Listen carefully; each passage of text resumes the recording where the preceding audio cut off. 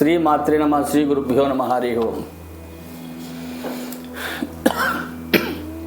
ఈరోజు వీడియోలో భారతదేశంలో అతి శక్తివంతమైన అతి పురాతనమైన 2 దేవాలయాల గురించి తెలుసుకుందాం. ఈ 2 కూడా దక్షిణ భారతంలోనే మనకు అందుబాటులోనే చూడదగిన స్థలాలు. ఇవి 2 కూడా. అందులో ఒకటి ఒరిస్సాలో ఉన్నటువంటి రాయగఢ్. ఇక్కడ మజ్జి గౌరమ్మ దేవి. ఇది చాలా విశేషమైనటువంటి మందిరం. 15వ శతాబ్దంలో నందపూర్ మహారాజా విశ్వనాథ్ దేవ్ రాయగఢ్లో కోట నిర్మాణం చేశాడు. ఆ సమయంలో కోట మధ్యలో గదిలో ఈ అమ్మవారు వెలిసింది. అమ్మవారు స్వయంభూ. ఆవిడని మజ్జి గరి అని పిలుస్తారు. ఎందుకంటే గది మధ్యలో వెలిసి ఉండడం వల్ల మజ్జి గరి అని పిలుస్తారు. అయితే కాలక్రమంలో ఆంధ్ర ఒరిస్సా బోర్డర్లో ఉండటం వల్ల అది తెలుగు ప్రభావం ఎక్కువ ఉండడం వల్ల మజ్జి గౌరమ్మగా మారింది. 1538 సంవత్సరంలో ఇబ్రహీం కుతుబ్ షా ఈ రాజ్యం మీద దండయాత్ర చేసి ఆ రాజును ఓడించాడు. ఈ రాజుగారికి 108 మంది భార్యలు. ఈ 108 మంది భార్యలు కూడా ఈ రాజుగారు కాలం చేయడంతో యుద్ధంలో వాళ్ళు అగ్నిప్రవేశం చేశారు. అప్పుడే ఈ ముస్లిమ్స్ పాలకులు ఈ దేవాలయాన్ని కూడా కూల్చివేయడం జరిగింది. తదనంతరం బ్రిటిష్ పాలకులు విజయనగరం నుంచి రాయ్పూర్ వరకు ఈ దేవాలయం దగ్గరలో ఉన్నటువంటి జంజావతి నది అనేటువంటి నది మీద వంతెన నిర్మాణం చేయడం మొదలుపెట్టారు. వంతెన నిర్మాణం మధ్యలో ఉండగానే కూలిపోవడం మొదలుపెట్టారు.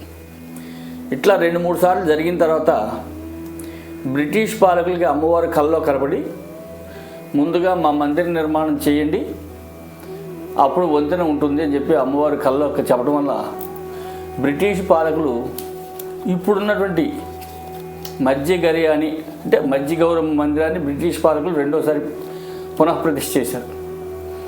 ఈ రోజుకి సౌత్లో ఉన్నటువంటి 4-5 రాష్ట్రాల నుంచి రోజు వేలాది మంది వచ్చి అమ్మవారిని దర్శనం చేసుకుంటూ ఉంటారు. ఏదైతే ఈ 108 మంది రాండులు అగ్నిప్రవేశం చేశారో ఆ కుండం కూడా ఈ మందిరానికి పక్కనే ఉంది ఈ రోజుకి. అయితే కాలగర్భంలో అమ్మవారి మందిరం చూసేటటువంటి వాళ్ళు లేక శిథిలమైంది. ఈ మధ్యకాలంలో మళ్ళీ అమ్మవారిని భక్తుల ఆరాధనతో పునర్వైభవ స్థితికి వచ్చింది. చాలామంది భక్తులు వేలాది మందిగా అన్ని రాష్ట్రాల నుంచి కూడా వెళ్తూ ఉంటారు. అక్కడ అమ్మవారు కోరిన కోరికలు తీర్చేటటువంటి కల్పవల్లి అని అమ్మవారికి పేరు. అమ్మవారు కూడా సంతానం లేని వాళ్ళకి, ఉద్యోగం లేని వాళ్ళకి, వివాహం లేని వాళ్ళకి ఇవన్నీ కూడా అమ్మవారి దగ్గర మొక్కుకున్నట్టయితే 6 నెలల్లో నెరవేరుతాయని అక్కడ ప్రతీతి. కాబట్టి మనంతా కూడా ఒకసారి మజ్జి గౌరమ్మ మందిరం దర్శించి తీరవలసిందే. అమ్మవారు కూడా చాలా బాగుంటుంది. చాలా విశేషమైనటువంటి మందిరం. అందులో దక్షిణాది రాష్ట్రాల్లో మనకి విజయవాడ ఎట్లాగో ఒరిస్సా వాళ్ళకి అమ్మవారు అట్లా మజ్జి గౌరమ్మ దేవి. కాబట్టి అవకాశం చూసుకుని ఏదో ఒక సమయంలో ఈ అమ్మవారిని దర్శనం చేసుకోవడం చాలా విశేషం, శుభప్రదం. ఇకపోతే 2వ దేవాలయం. ఇది మహారాష్ట్రలో ఉంది. సప్తశృంగి మాత దేవాలయం అంటారు దీన్ని. ఇది మహారాష్ట్రలో 7 కొండల మధ్యలో ఉంది. అందుకే దీన్ని సప్తశృంగి మాత అంటారు. అమ్మవారు స్వయంభూగా వేసినటువంటి క్షేత్రం. అక్కడ అభయారణ్యగా అభయప్రదానిగా కొలువైన దేవిని సప్తశృంగి మాతగా భక్తులు కొలుస్తారు. మహారాష్ట్రలో ప్రసిద్ధి చెందిన ఆధ్యాత్మిక ప్రదేశాల్లో సప్తశృంగి ఆలయం ఒకటి.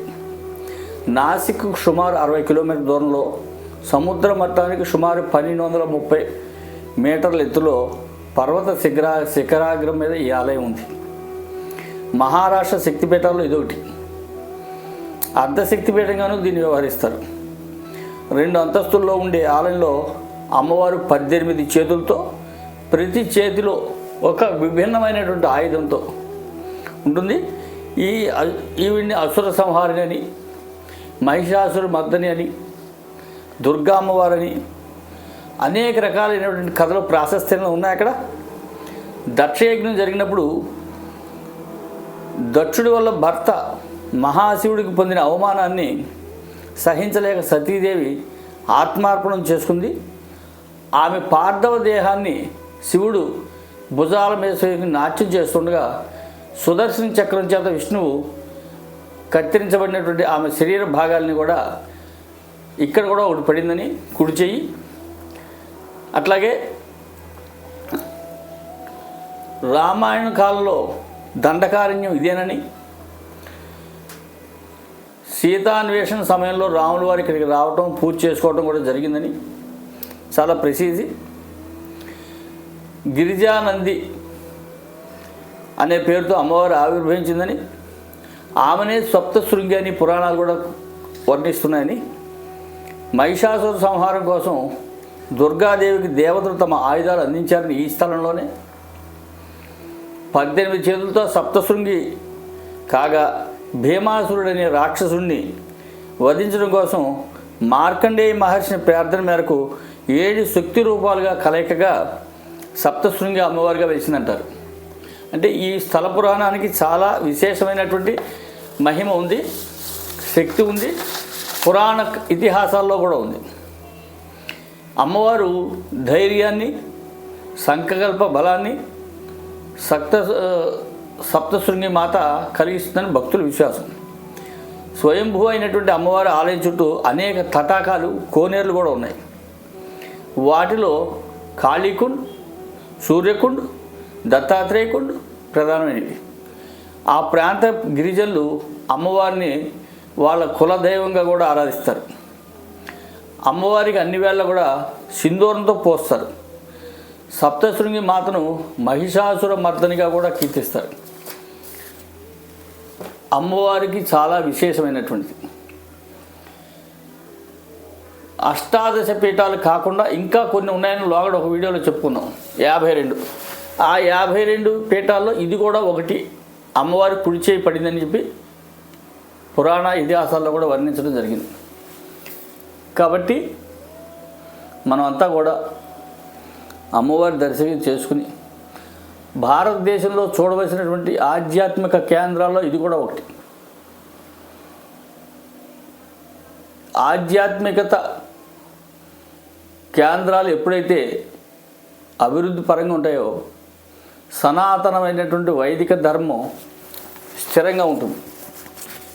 సనాతన ధర్మానికి మూలం భక్తి, భక్తికి మూలం దేవత. దేవత ఉంటేనే మనకు భక్తి వస్తుంది, భక్తి ఉంటేనే మన ధర్మాన్ని మనం కాపాడుకోగలుగుతాం. కాబట్టి అమ్మవారి అనుగ్రహం పొందడం కోసం మనం వెళ్ళి దర్శనం చేసుకుంటే బాగుంటుంది. హరి ఓం తత్సత్. సర్వే జనా సుఖినో భవంతు. ఈ వీడియోని లైక్ చేయండి, షేర్ చేయండి, సబ్స్క్రైబ్ చేయండి. హరి ఓం తత్సత్.